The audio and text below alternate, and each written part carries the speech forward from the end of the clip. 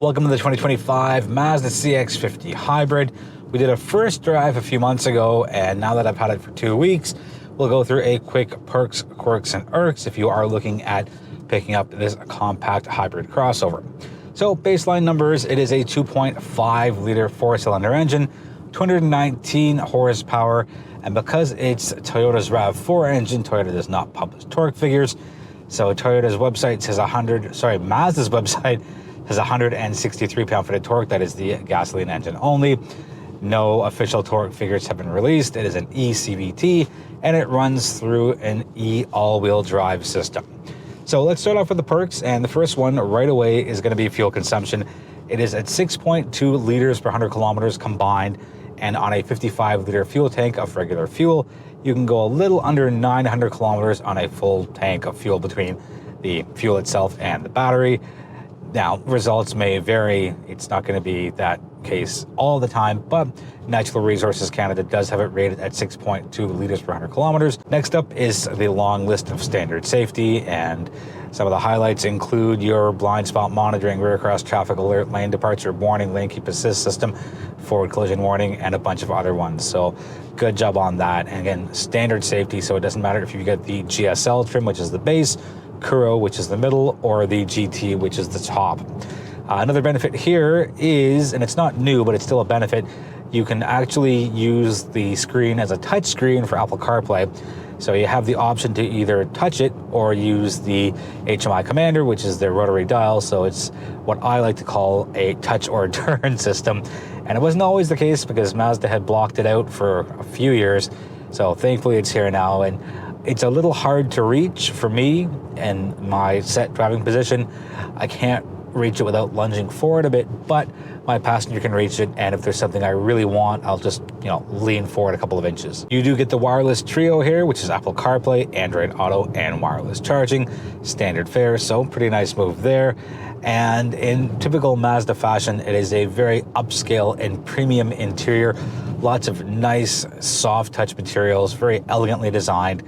And I've always said it, Mazda's kind of that in-between brand. They're not typical mainstream. They're certainly not luxury, but they have that nice blend where it's one of the better interiors for the price point. On to the quirk side of things, and the instrument cluster is the first one up for me. 2 out of the 3 dials are analog, so your charge/power, which is where your RPMs would be if it was not a hybrid, that's analog. And on the right side, your gas gauge as well as your temperature gauge, also analog. So your middle dial is all digital, and that's your speedometer, a couple of safety things, and distance to empty. And it's not really a big deal. I know some competitors offer a fully digital instrument cluster, and maybe that's what you're looking for in a 2025 vehicle. You're not going to get it here. However, we know that Mazda does know how to do it because the CX-90 and the CX-70 both have it.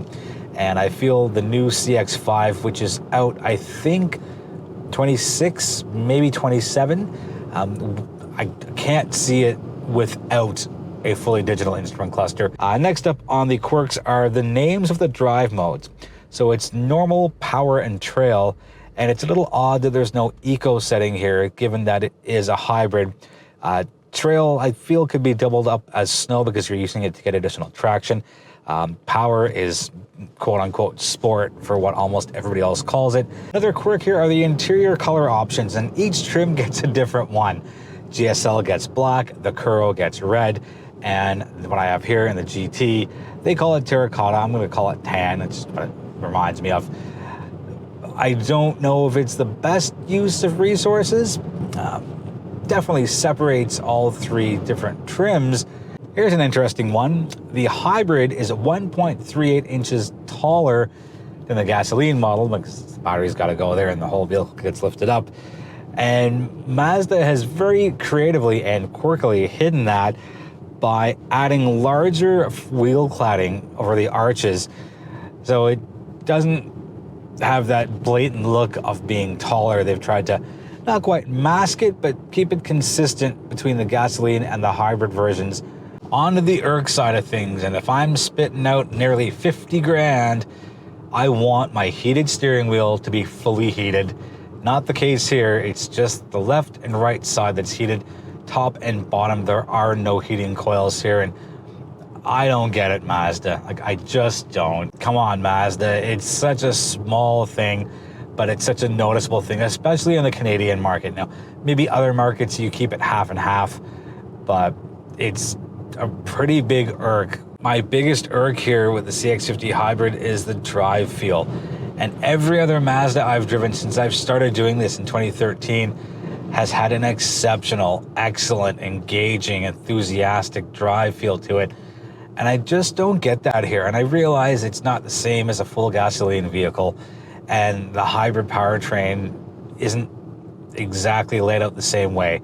And I've taken that into consideration, but almost every other hybrid I've driven has a little bit of extra life to it, and it's not so sluggish and just uninteresting. And I don't know what's happened here.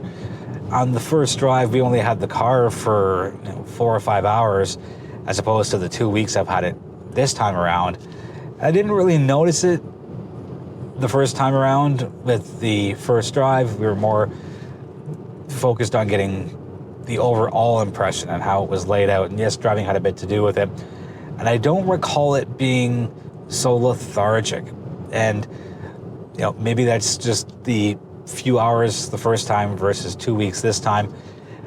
But even as I step down, yeah, it goes, and you'll get on the highway, no problem. You'll get up to your higher speeds without any issues. But compared to every other Mazda I've driven, even the big ones, the CX-90, the CX-9, the CX-70, which is pretty much the same thing as the CX-90 minus the rear seats, there's been more enthusiasm underneath my right foot here, and it's not a bad vehicle at all. And I think when you compare it to every other mainstream competitor, it does extremely well.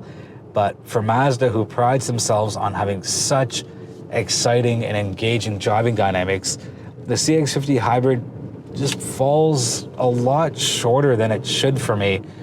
And, I don't know if you are looking for the excitement in the drive out of a hybrid for Mazda. If you do take this out for a test drive, try and mirror your actual driving habits on that route, whether you're getting on the highway, if you're, a bit on the heavy footage side, test that out, or slowing down, or whatever it is. I mean, it's not a bad vehicle by any stretch. It's just a little disappointing for me to not have that same exhilarating drive feel that Mazda is absolutely known for in every other vehicle. And maybe that'll change once they have their own hybrid setup, this being a Toyota byproduct underneath the hood.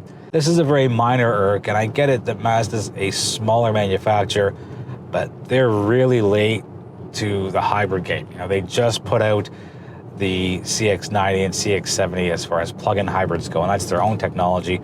But I would have liked to have seen something maybe a couple of years earlier on the hybrid side. And I get it. You can't just snap your fingers and the engineering department comes up with this powertrain. As it is, they had to borrow from Toyota, which is smart. A very small irk with an asterisk that I would have liked to have seen Mazda get into the hybrid game a little on the earlier side. Let's get things wrapped up on the pricing side. So Canadian MSRP figures are as follows. Base GSL trim, $42,950. Mid trim is the Curo, and that is $44,850. And top trim GT, which is what we have here, comes in at $48,350. So not too bad on the pricing side. It's interesting to note that the Toyota RAV4 comes in 5 different trims, and that ranges, I believe, from $37,000 all the way up to, I think, $45,000. So RAV4 top trim compared to this top trim, the RAV4 wins out if you are looking to save a little bit of money. Not quite different classes of vehicles, but you get a much more upscale interior here. That's going to wrap it up for the 2025 Mazda CX-50 hybrid. Quirks, Quirks, and Irks. If you have any questions, let me know in the comments. I'm always happy to engage in respectful conversation. I invite you to join our social media platforms. We are on all of the major ones. If you think of anyone in your community who might like the Modern Motoring channel, I encourage you and invite you to share the channel with them, and hopefully if they like what they see, they'll subscribe. I thank you. I appreciate you. Without you, there is no Modern Motoring. So on that note, thank you again, and I look forward to seeing you in the next video.